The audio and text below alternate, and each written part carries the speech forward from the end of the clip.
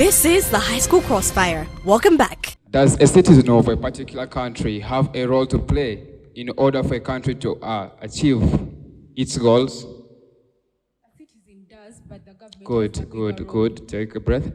Okay. Do you believe that the consumption of Khat is solely an individual choice? No. Good. Do you believe that the government has done nothing towards the employment of people? It is the much they have done is not. Do you believe? Do you believe the question? Please don't waste my time. Just give me a yes or no answer. Did you say that the government has not provided enough drugs to the people? Yes. Good. Did you say that the citizens of Uganda have played their role by voting people to protect them? Yes. Good. Okay. Has the government done nothing completely towards the fight of Khat consumption? Yes, it has done nothing completely. Okay. Do you believe the government has, through its different movements like parish model funds and NADS, has tried to fight idleness that brings about poverty and unemployment in the people? What they bring about Please, is not sufficient. yes or no? No. Good. You may take your seat. Our dear judges and the House at large, allow me call your attention to me particularly. So, I have asked her, does a citizen of a particular country have a role to play in order for a country to achieve its goals? And she said, yes. So, is it the government to blame for what the citizen has failed to do? Because if the government has done its role of implementing these laws and the citizens have not complied by them, is it too early to blame the government? Or dear judges, I'll give you an example of a parent and a child. If I advise my child to not steal and he refuses to listen to me, am I the one to blame? I've done my part as a parent. So I've continued to ask her, do you believe that consumption of Khat is solely an individual choice? And she said, no. So she doesn't believe that's an individual choice. It is an individual choice. Because doing something is out of your own will. And that means if the government comes up and says, please don't do this, it's out of your own choice to either do it or not. But the government has done its role. So it's no way to argue with it or blame it. I want to ask her, did you say that the government has not provided enough drugs to the people? And she said yes. But our dear judges, in this particular house today, we believe that the government, through its different organs like the National Drugs Authority, has provided enough drugs to the people, has put up different health centers that provide medical treatment for free. So why does the team of farmers tell us that the government has not provided enough drugs? That's clearly not a case to bring about in this resolution.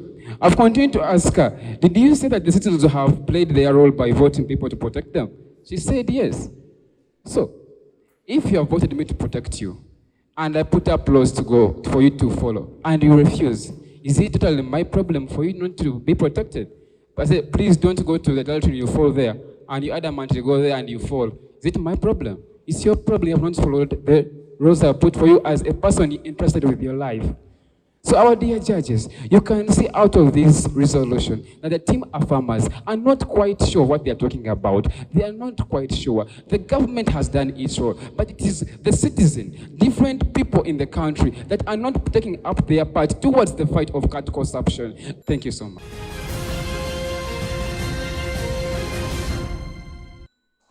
Thank you very much. My name is Awene Kwemfilpa, and I'm the first speaker from the affirmative side. So, dear Speaker, is Khat legal in Uganda or not? It's not. It is not legal. Thank you very much. When the citizen has done something wrong, who is supposed to punish the citizen? And failure to comprehend and not punish the citizen, who should be held accountable? The government. Thank you very much. Have the parish models been put in place? Do they have corruption scandals or they do not have corruption scandals? They don't. Thank you very much. On the border, are there checkpoints? And if they are there, who is supposed to implement the law so that whatever enters the country is legal, not legal, the government or the citizens?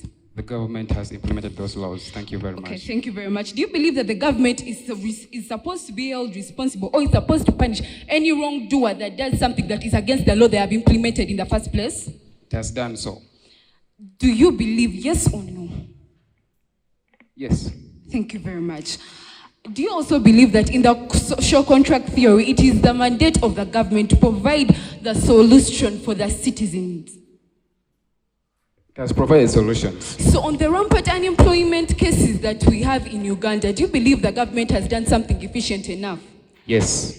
Thank you very much. Is it the role of the government is it only the role of the government to implement laws or to go further ahead? Look where the laws are being implemented and punish where punish need be. It has done so.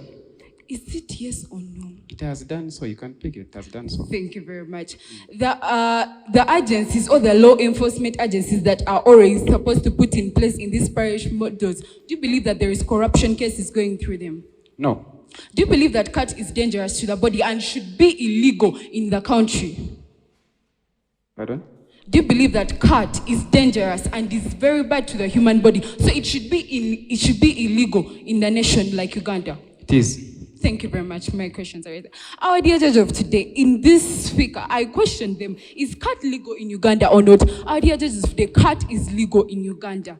So, vexing on that very point, for the government having failed not made Khat illegal in Uganda, as he suggests that it should be not made legal. On those very points, we come to blame the government because it has not done its efficient role. If the government had made Khat illegal in the first place, then why would we be facing all these problems? The thing for mindset that they really put up through today's debate only comes in if Khat is on the provision. Look at a world where Khat was not illegal in Uganda, or was illegal in Uganda our years of the day. Would we be having high levels of Khat consumption? So the failure of the government not being able to make or implement laws that are supposed to help their citizens at the end of the day, that is why we stand to blame the government our year today. We asked him a question: has the government done its efficient roles to provide employment to the citizens of Uganda?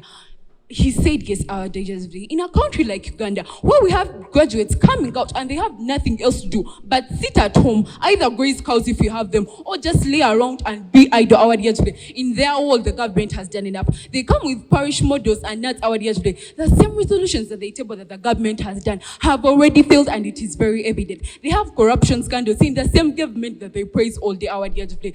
They say that the citizens have a role to play our year today. If you put a law that I am not supposed to eat Khat our year today, or if you give an example of a parent and a child, if I tell my child do not go outside and I do not close the door, I just simply put the law and my child goes outside and gets knocked by a car, whose fault is it at the end of the day? I did not put enforcers to help the law to be implemented our year today. We clearly see that it all goes back to the government that does not follow up the laws that it puts in place. It just merely puts laws and leaves it to the people our year today, whereby people are desperate. They need jobs, such as people that grow this Khat our year today, because the government has even failed to provide jobs for these people. So we do believe that at the end of the day, the government should be held responsible for the high consumption levels.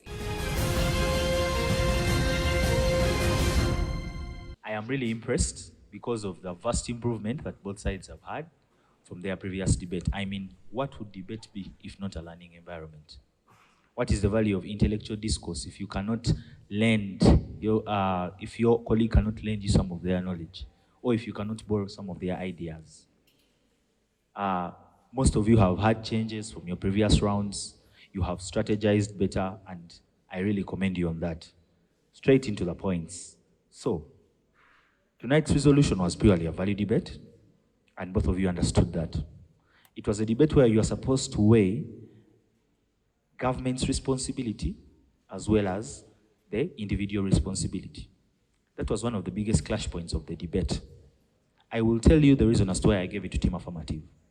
Team Affirmative told you that the social contract theory dictates that in and of itself, as long as the citizens hand over authority to government, the citizens collectively sit together and choose these individuals of people, these individual peoples, to represent them and to bear the power in society.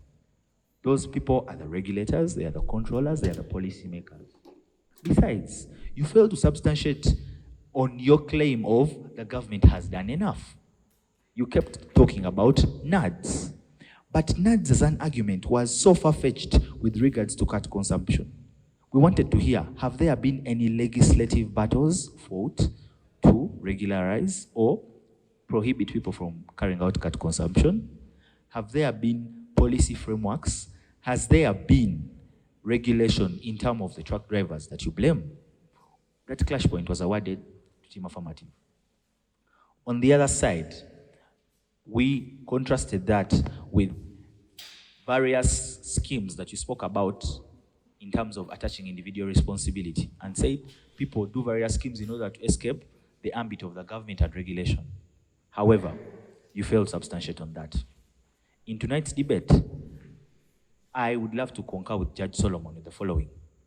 The first speaker on Team Affirmative came here and established a case which in and of itself, if we had walked away, would stand alone. Meaning, Team Negative, as long as that still existed, as long as whatsoever argumentation had been fronted in speech one still existed and was not watered down, yours was a wild goose chase. Now, much as they gave such a strong case, I would like to commend the third negator, because you come here and pose important questions. You tell us you are the one who introduces the concept of schemes people use to escape the ambit of government regulation. You came and told us the role of the citizens transcends mere voting in power of the government. And with that, I actually commend you. But that should have come from speech one, because that is a response to the social contract theory. Even after handing over power to these groups of people, it transcends. You still hold that power, and you can still exercise it, and you still have personal opinion and will. You failed substantiate on that. So these are my mark allocations. With style, both of you performed quite well. I gave you 15. With strategy, the affirmers strategy overthrew that of the negative by just 2 marks, because affirmers have 27 and negators have 25. But on content, I strongly deferred and gave Team Affirmative 30 and Team Negative 25. Thank you so much. I want to begin by appreciating both teams. Really, I'm happy and I'm really thrilled by both teams. The levels of argument, the levels of submissions, the ability to understand the specific type of resolution that is before you, the ability to give alternatives, really, that's really, really, really, really motivating. So thank you so much. I really appreciate you. Don't sit down, just keep up, keep pushing. You guys can be very better and excellent to this. First and foremost, this was a valid debate, which both of you are able to appreciate.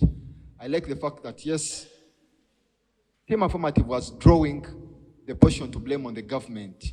And then I also appreciate the fact that Team Negative was able to come up with an alternative. Remember, in a policy debate, we are looking at something at the expense of another.